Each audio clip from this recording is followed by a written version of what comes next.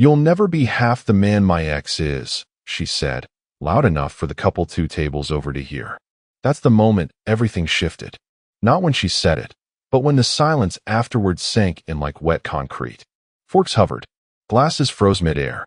I watched a drop of wine cling to the rim of her goblet, like even it wanted to get the hell out.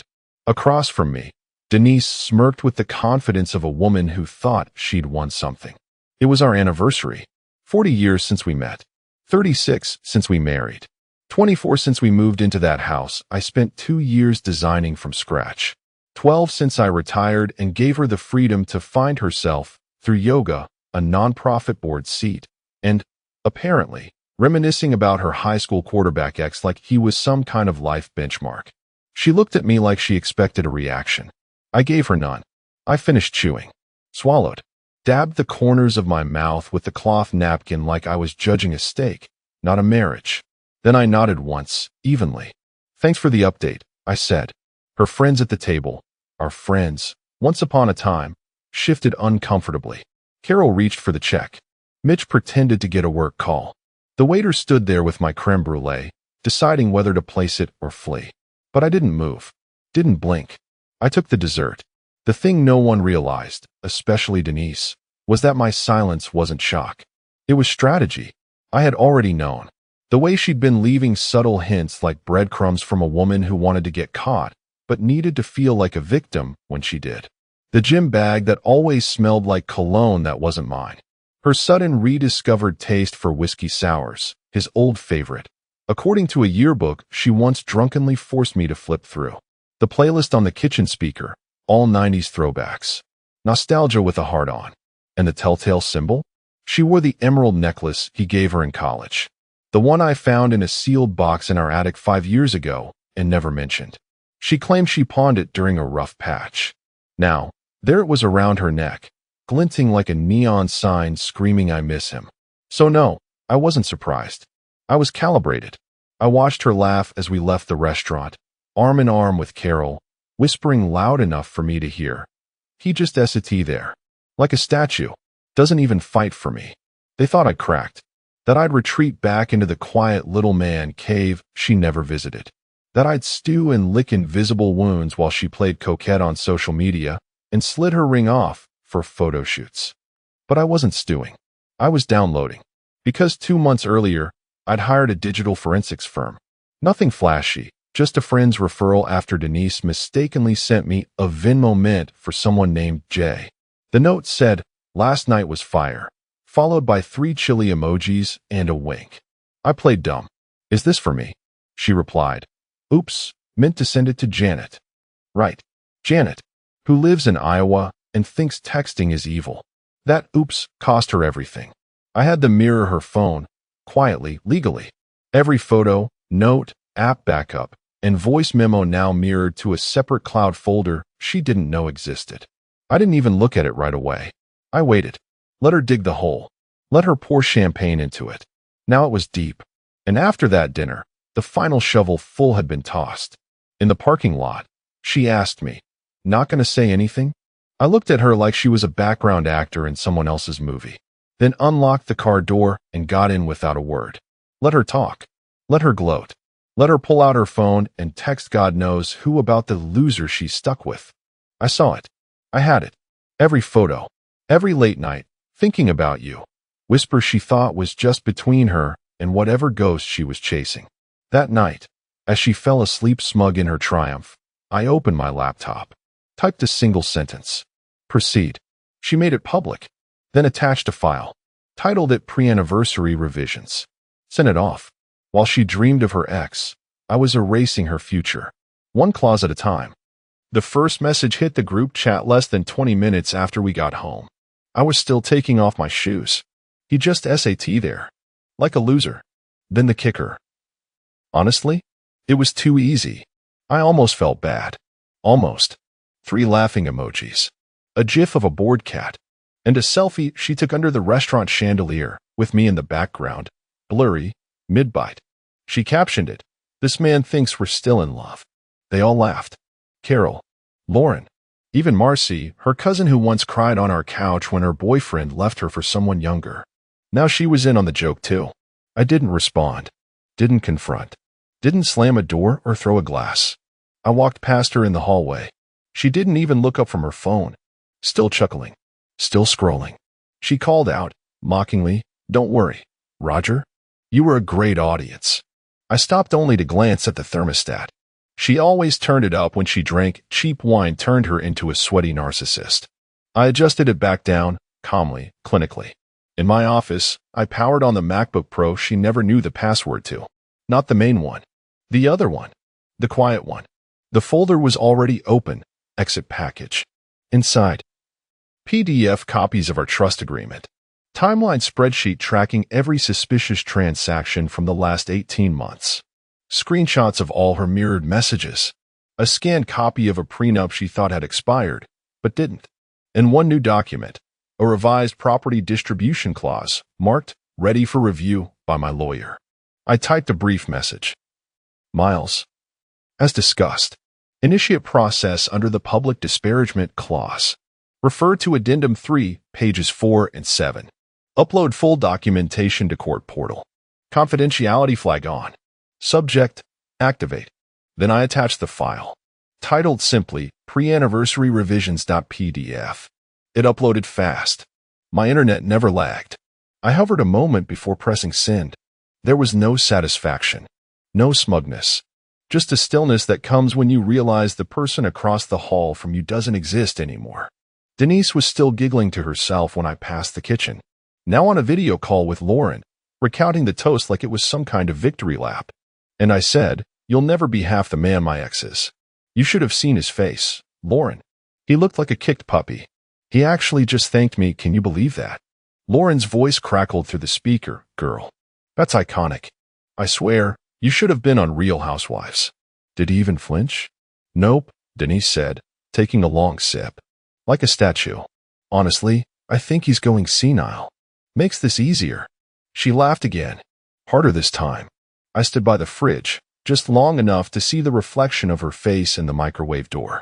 So pleased with herself, so utterly unaware. She didn't know that tonight, she didn't just humiliate a man, she detonated her safety net. The thing about timing is, most people don't realize they're in the trap until it's already snapped shut. By the time she'd finished her third glass, my attorney had already submitted the documents for emergency review. The house she thought we co-owned was now flagged under asset reassessment. The shared account she used to buy her new shoes last week? Frozen by court order. She thought she'd embarrass me in front of friends.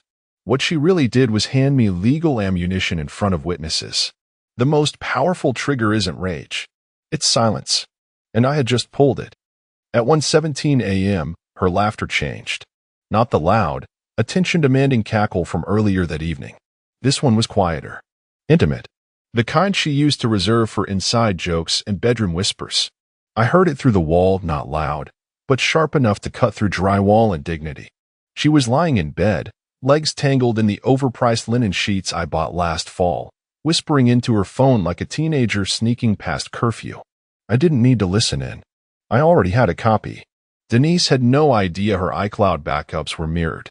I hadn't installed spyware or anything illegal. I'm not stupid. I used a recovery trick an IT buddy showed me after his own divorce scorched his life. Create a secondary iCloud device under the same Apple ID, register it quietly, and let it sync. All legal. All trackable. All hers. Everything she saved, I saw. Every text. Every live photo. Even the ones she deleted seconds later. So I knew when she typed. Guess who I humiliated tonight? I saw the little photo she attached, me, looking down at my creme brulee, the background blurred. She cropped it just enough to cut out her wine glass and her friends' stunned faces. Then the follow-up text. "Wish it were you I came home to," followed by a black heart emoji. The digital version of spit in my face. His name? Jared. That was the J from her botched Venmo transfer months ago. He used to bartend at a resort we stayed at 15 years ago. She ran into him at her friend's yoga retreat last spring, the one she swore didn't even have cell reception. Turns out it did, just not for me. The irony? He's now a landscaping contractor with an ego so inflated you could spot it from space. And she was trying to resurrect their little high school summer romance meets midlife delusion like some sad Lifetime movie. She thought this was power. that mocking me in a private thread made her some kind of femme fatale. But this wasn't seduction. It was evidence. At 1:21 a.m., she sent him another message. You were always better in bed. Even back then. Wish I hadn't settled. I didn't even flinch. Instead, I clicked download on the .zip archive syncing from her cloud to my secured drive. All labeled. All timestamped. All admissible. People think betrayal hurts because of the infidelity. It doesn't. It hurts because of the confidence. The way they act like you'll never know. Like you're too slow, too kind, too old, too blind to catch on. Like your silence equals stupidity. But in my silence, I was archiving. By 2:04 a.m., her entire photo roll had synced, including a shot from last weekend's girls-only trip. The one where she said they stayed in, watched movies, drank tea. Funny, I don't remember her friends having tattoos that say warrior on their hips or hands rough enough to belong to a man who lays brick 5 days a week. There he was, a Jared, shirtless, holding a champagne bottle in the background while Denise posed with a pout. She saved it under the name DSCN_1434. Lazy. Predictable. I forwarded it all to Miles, my attorney. Subject line. Supplemental materials. Disparagement plus adultery threats. No commentary. No emotion. Just data. Back in the bedroom, I heard the buzz of her phone vibrating on the nightstand. She giggled again, this time softer, as she typed another reply. I didn't bother to check it. I didn't need more. The goal wasn't confrontation. It was construction. Brick by digital brick, I was building the wall she'd slam into. She thought she was writing a love story. I was writing the conclusion. And she had just given me the final paragraph. At 3:12 a.m., Denise was snoring softly beside an empty wine glass and an ego freshly polished with delusion. At 3:13, I was logged into the family financial dashboard, quiet, deliberate, no wasted motion. She'd never bothered learning how it worked. That was always Roger's thing. Her talents, as she often reminded dinner guests, were more interpersonal. Translation: she flirted well, remembered birthdays, and could charm any waiter into giving us free dessert. But estate structuring? Tax-shielded investments? That lived in my world. And tonight, that world closed its doors behind her. I started with the joint brokerage account, $500,000 and change. Not bad for a man she called retired and boring. I'd already set up the firewall a year ago, when she first started getting too busy for our Sunday rituals. The trust was dormant back then, just a shell. Tonight, it woke up. The money moved fast into the Calhoun Heritage Irrevocable Trust. Irrevocable being the key word. Denise's name wasn't anywhere near it. Never had been. Calhoun. That's my mother's maiden name. I even used it on the paperwork just in case she ever sniffed around. By 3/26, the trust owned the brokerage account, the post-retirement real estate fund, my pension rollover, and a little bonus, the residuals from a patent I'd sold back in '09. Small but poetic. Next, the house. She thought it was ours. Laughed once about putting up her Pilates certificate in the guest room like it meant something. But the title? That hadn't been in our names for over 4 years. Back when my niece graduated law school, we formed a holding company, Pinewheel Capital, LLC. I told Denise it was a tax write-off for her internship. She bought it. Hook, line, and Chardonnay. In reality, Pinewheel bought our house. Cash. Quietly. I still paid the property taxes, still did the yard work, still repaired the gutters. But legally, we were tenants. With a month-to-month agreement. The only difference between a landlord and a husband is paperwork. And I had plenty. By 3/41, I'd filed a notice of reorganization with the county clerk, routine, automatic. But it ensured that in any asset audit, Denise's name would appear nowhere. Her contribution to the property had been a Pinterest board and a very aggressive argument over backsplash tiles. 3/49, I opened the secondary checking account, one I hadn't touched in months, seeded long ago for a rainy day. That day had arrived. I moved the remaining joint funds, $87,492.14. Clean sweep. Denise had always insisted on using a black Amex with her name on it. Image over access. The joint card, however, the one connected to actual money, she hadn't swiped it since Easter. That worked out nicely. By 4 o'clock, I'd rerouted the mailing address for all statements to a P.O. box registered to the trust. I even updated the online profile image. Something new. Something symbolic. A raven. Not because I'm superstitious, but because I like the idea of a bird that waits, watches, and never forgets. I closed the laptop, poured myself a glass of water.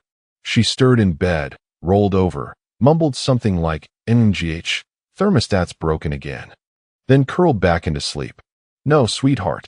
The thermostat works just fine. You're the one who's frozen.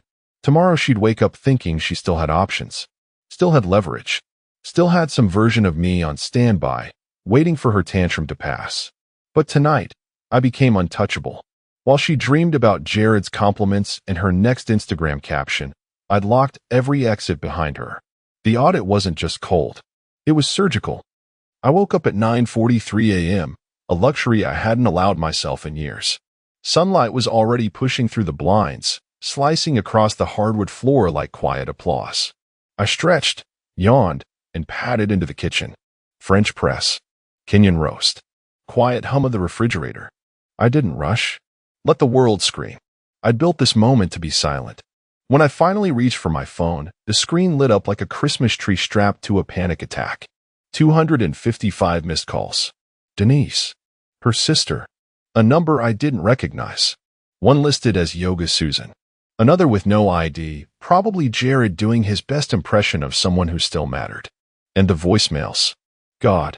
The voicemails. First one. Denise. Screaming. Not dramatic crying, this was feral. Why is my card declined? I'm at the damn gas station and this idiot is holding my wallet. Roger. Call me right now. She was breathing like she'd run a marathon fueled by entitlement and espresso shots. Next message. Her sister, Cynthia. Fake sweet, but on edge. Roger. I don't know what's going on, but Denise is hysterical. She said the house, your house, is locked? Changed locks? Are you okay? I'm sure this is just a misunderstanding. Ah, that word again. Misunderstanding. Like adultery's just bad communication. The third one was my favorite. Jared's number. Short. Clipped. Hey man. Not sure what's happening, but Denise is really upset. Thought maybe we could talk. Click. I didn't even finish it. I let the voicemail delete itself like it wasn't even worth storing. Meanwhile, texts were coming in like popcorn kernels under pressure. Roger, this isn't funny. Are you seriously freezing me out? The mortgage company said the account name changed. Where is our money? What did you do? Each message more frantic than the last. But what caught my eye wasn't the screaming. It was the timestamps. Her first attempt had been at 7:12 a.m., right after she tried to buy coffee. Her Amex declined. She thought it was a glitch. Then her debit card failed at the gas station. By 7:30, she was at her sister's house, using Cynthia's phone to try my number again and again. By 8:15, she called the bank. By 8:27, the words, unauthorized account modification probably left her lips for the first time. And by 8:59, she called her lawyer. I know, because the bank's fraud department called me for verification at 9:01. Just as I was pouring my second cup of coffee. I confirmed everything. I wasn't hiding. I was reorganizing. By 10:06, the last voicemail came in. Denise again. Quieter this time, but more dangerous. If you don't call me back, I swear to God, I will make this ugly. I will ruin you, Roger. You think you're smart? You think you're the victim here? No, Denise. I was the victim. Past tense. Now, I'm just the man holding the receipts. She tried calling one more time as I opened my news app. I declined the call mid-ring. Let her stew in the rejection. Let her sit in that echo chamber where she always assumed I was the lesser man. She still hadn't figured out that her power had been rented, leased through my goodwill, financed by my patience, and I'd repossessed every inch of it. While she panicked, I took a sip of hot coffee. Calm, steady, clean. Sometimes revenge doesn't require shouting. Sometimes it just requires not picking up the phone. By 11:02 a.m., Denise was on the road, driving like a woman possessed, wearing sunglasses that didn't hide the mascara streak down her cheekbones. The phone was on speaker, bouncing between her lap and the center console, still calling me every 5 minutes like repetition could summon control. Traffic lights blurred. Horns honked. She didn't notice. All she knew was that her name no longer worked at the bank. Her cards were dead, and the mortgage company had said something about corporate restructuring. Her reality had started bleeding at the edges.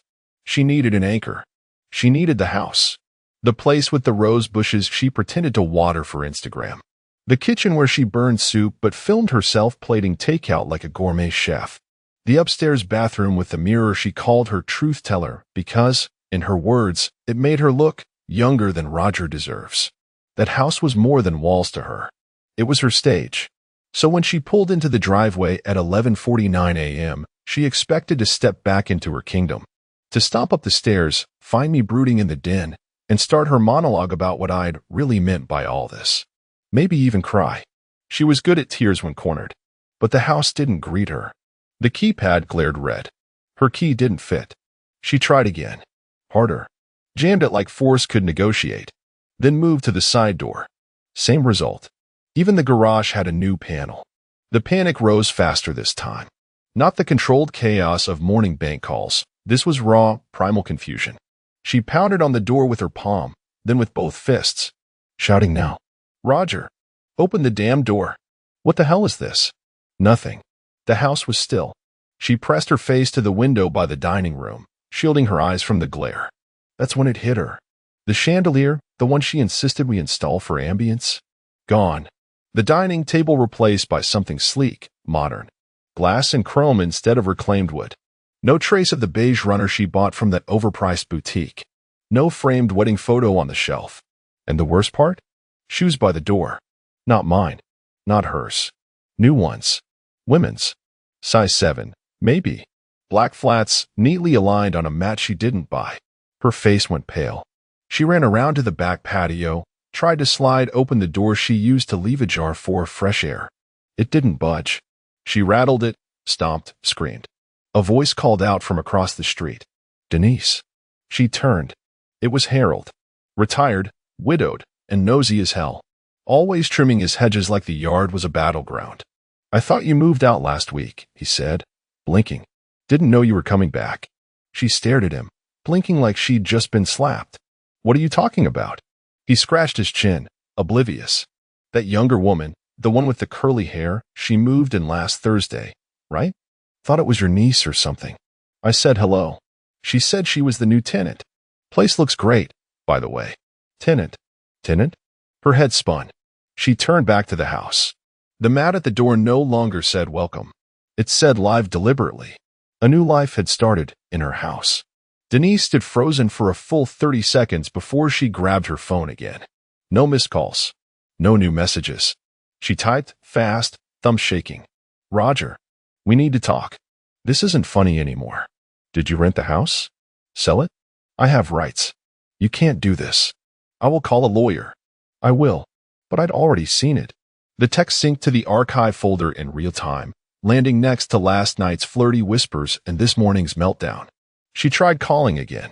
Straight to voicemail. And across town, I sat in a downtown cafe, sipping espresso, reading the lease agreement my niece had drafted.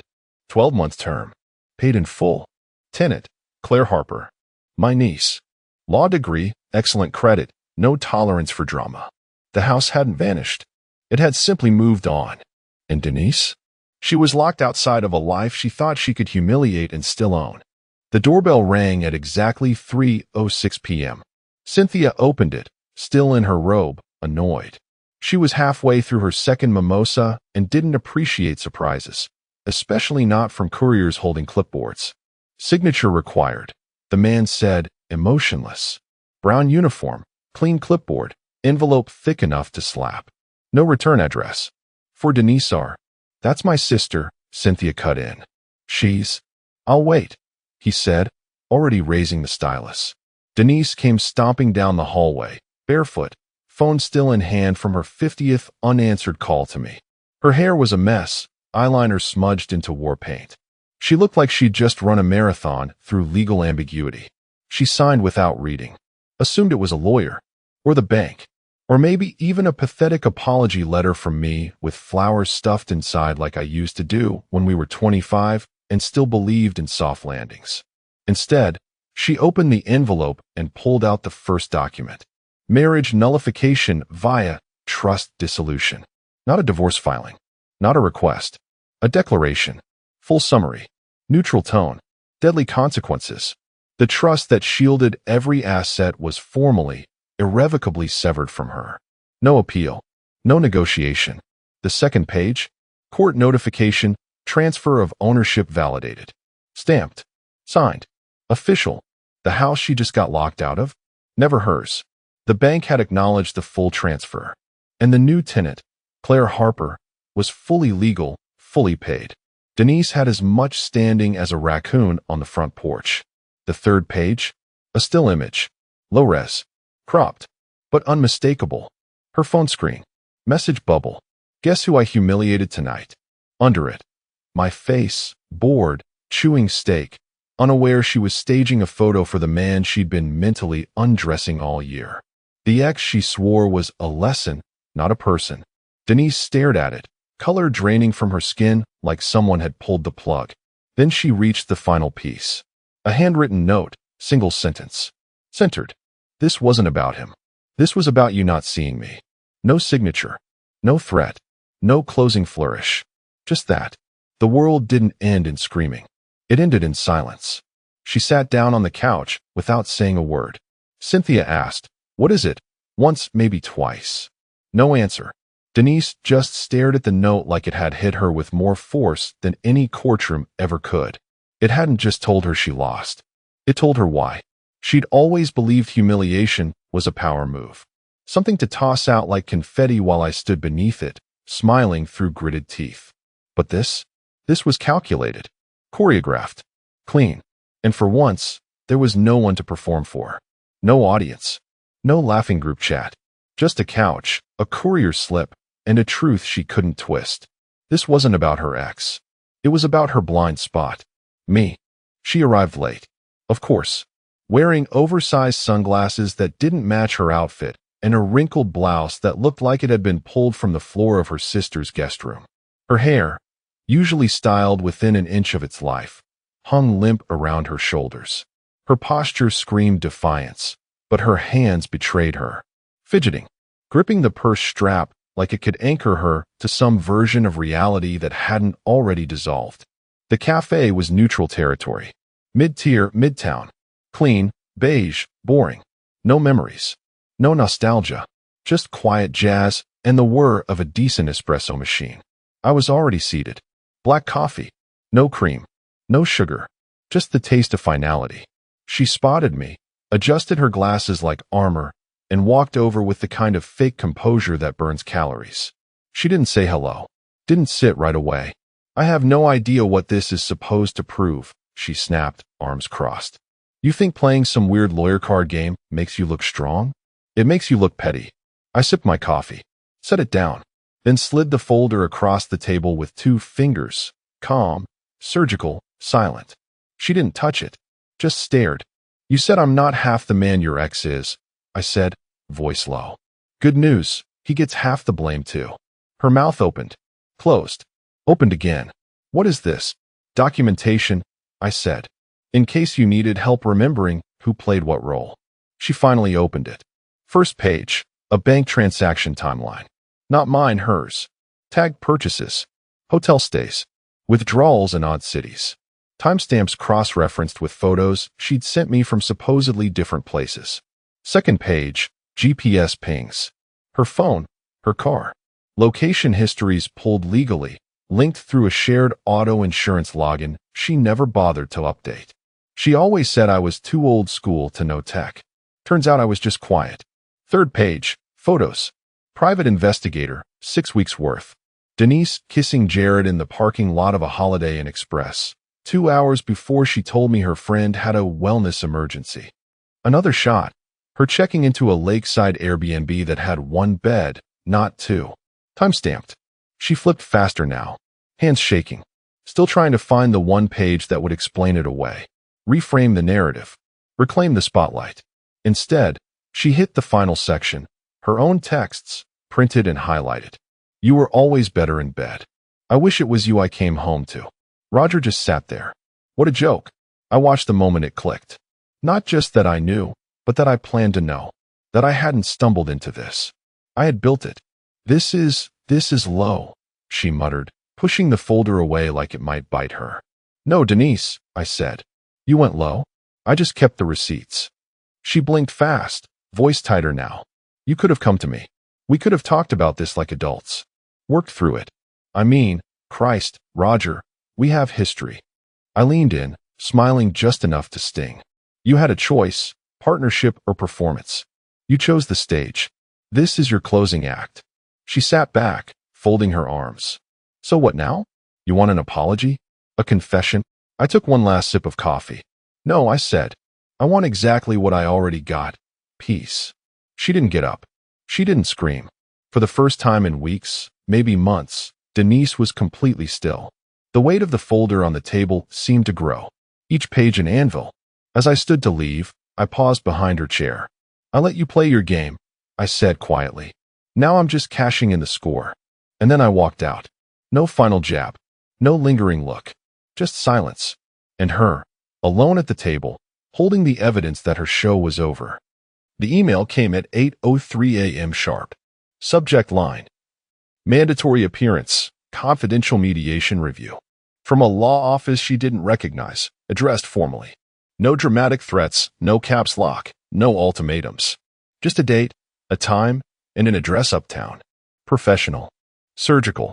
Denise forwarded it to Cynthia with, "He's pulling one of his legal mind games again, face with rolling eyes, whatever. I'll show up and shut it down." She showed up in heels too tall for confidence and makeup too thick for mourning. She walked into the building like she was still the protagonist, still the woman who could spin a narrative if she just spoke fast enough. The receptionist offered a glass of water. She declined. She always did. Admitting thirst was, in her mind, a kind of weakness. A tall, stone-faced man in a charcoal suit opened the door to the meeting room. "Ms. R, this way." The room was cold. One long table, 3 chairs. A flat screen on the wall already playing, muted. She froze mid-step. On screen, a still from the restaurant. Her face twisted mid-toast, eyes glinting with cruelty, wine glass raised. Then video. Her voice. Crystal clear. "You'll never be half the man my ex is." Laughter. Hers. Louder than she remembered. Roger, calmly chewing. Still. Unmoved. She blinked rapidly, as if that could turn it off. "Is this some dramatic little project?" she snapped. "Did he hire a filmmaker for this?" The lawyer said nothing. The screen changed. Footage from a hotel lobby. Her checking in with Jared. Wearing yoga leggings and oversized sunglasses. Her hand resting on his chest at the reception desk. Next, them in the hotel bar. Clinking glasses. His hand on her thigh. Then a cabin porch. Denise curled in his lap. Laughing. Shirt half off. Camera angle low. Far off. Long lens. She stepped back. Instinctive. Primitive. That's a violation," she stammered. The lawyer, still silent, clicked a remote. Paused the video. The screen froze on her kissing Jared outside a rental car. "I believe," he said calmly, "you referred to these as your weekends with friends." Denise's knees almost buckled. She caught the chair and dropped into it. "No one was supposed to see that," she whispered. "We have bank statements, text logs, hotel bookings. All admissible," the lawyer continued, sliding a folder toward her. "You've publicly disparaged your husband in front of multiple witnesses. You've committed ongoing adultery. You've used joint assets to fund those activities." She didn't respond. Her mascara was cracking now, betraying the shock she was trying so hard to suppress. "And," he said, flipping to the final document, "you breached the moral behavior clause in your prenup, an agreement that, I must clarify, never expired." Denise looked up, lip trembling. "You're bluffing. He wouldn't go public." He's not like that." The lawyer held her gaze. "I'm not here to convince you he would. I'm here to ask if you'd prefer he didn't." Silence. Then he reached into a briefcase and pulled out a pen. "These are the terms. You waive any claims to the house. No spousal support. You retain your car, your personal belongings, and a modest severance payment from the trust, signed, not negotiated." She stared down at the folder. Her own name printed in cold font above the words "waiver of entitlement." Her voice cracked when she spoke. "He really filmed everything?" The lawyer didn't answer. He didn't have to. The screen behind him spoke for itself. Her past, projected. Her lies, documented. Her performances, finally seen, without the filter, without the edits. And there she was. Not the woman she tried to be, but the woman she was. And all it took was pressing play. The courthouse lobby smelled like polish and cold air conditioning, sterile, unfeeling, like the place had forgotten what empathy even looked like. Roger stood by the marble column near the exit, calm in a tailored gray jacket, hands loosely folded in front of him. No tie, no briefcase, just one envelope in his hand, cream-colored, heavy stock paper. His face was unreadable, not cold, not cruel, just done. Denise came rushing in like a storm that had run out of wind. Her heels clacked against the stone floor, loud in the silence. She wore black like she was mourning something, but whether it was her marriage or her image, no one could say. Her mascara, applied too carefully, was already smudging at the corners. Her lips trembled from something that wasn't cold. "Roger, wait," she said, half breathless. Can we just talk for 1 second?" He didn't flinch, didn't move toward her, just looked at her like someone examining a house that had already burned down. I didn't think you'd go through with all this. I thought we could. We've been through worse, haven't we?" Her voice cracked like ice under weight. He held out the envelope. Said nothing. She hesitated, then took it with both hands like it might explode. It didn't. It just sat there quiet, final, heavier than it looked. "I didn't mean it the way it sounded that night," she said quickly, rambling now. "The thing I said about Jared, it was stupid. I was drunk. And angry. And it." Roger finally spoke. Calm. Measured. "I see. You said I'm not half the man your ex is." Denise's face crumpled, eyes glassy. She nodded, once. Silent tears now. Raw regret twisted with the realization that nothing she said was going to rewind the last few months. He leaned in slightly, close enough for her to smell the faint scent of black coffee and something like finality. "Turns out," he said softly, "you're not even half the woman I thought you were." Then he turned and walked toward the exit. No yelling, no guilt tripping, no threats of what comes next. Just the sound of his shoes tapping once, twice, then fading into quiet as the heavy doors opened. Denise stood in the center of the lobby, envelope still in hand, shaking as families and lawyers and strangers passed by, no one stopping, no one seeing her the way she needed to be seen. Inside the envelope was no letter, no parting words, just a single printed page. Finalized agreement. Signed. Filed. Executed. And below that, a small printed quote, faint in gray ink. Some endings aren't loud. They're clean. And for the first time in her life, Denise realized silence could be louder than any revenge.